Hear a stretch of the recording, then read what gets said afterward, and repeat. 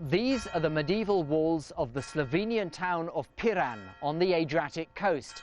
And just behind me, you can see Croatia. Now, part of what these two countries are arguing about is ownership of the small bay behind me. It seems like such a small dispute, and yet it's poisoning relations between these two countries. It's threatening Croatia's bid to join the European Union, and it's undermining the stability of this region. The Bay of Piran. Croatia says it should be divided down the middle.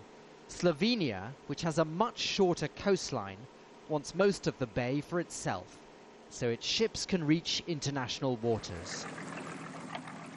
All of which makes life difficult for the fishermen who work the bay, like Danilo from Croatia. There have been times when we were afraid to leave our harbor to go fishing. We were not always sure how the Slovenian police boats would react. We were worried they'd seize our boats, but we live from the sea. We want nothing to do with politics. Unfortunately, we were dragged into this. Both countries are really interested in resolving this problem. Slovenia would like... This Slovenian former diplomat says that nationalist feeling in both countries has complicated the search for compromise. Both countries simply couldn't get together, couldn't find a solution, because the governments and the leading parties were, I wouldn't say afraid, but were threatened by radicals and by opposition. I hope that radical elements in both countries will not be too loud, will not again try to stop this, finding the solution. Joško Joras lives on the disputed border. He says his house is on Slovenian territory. Croatia disagrees.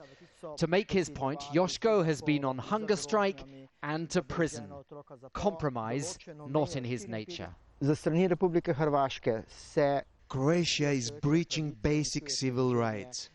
Property has been destroyed, and the land records have been forged with the consent of the Croatian Ministry of Justice.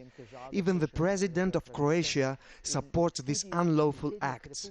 This will not bring a normal life to our area. But despite what nationalists say, borders have ebbed and flowed across this part of Europe for centuries and have never been set in stone.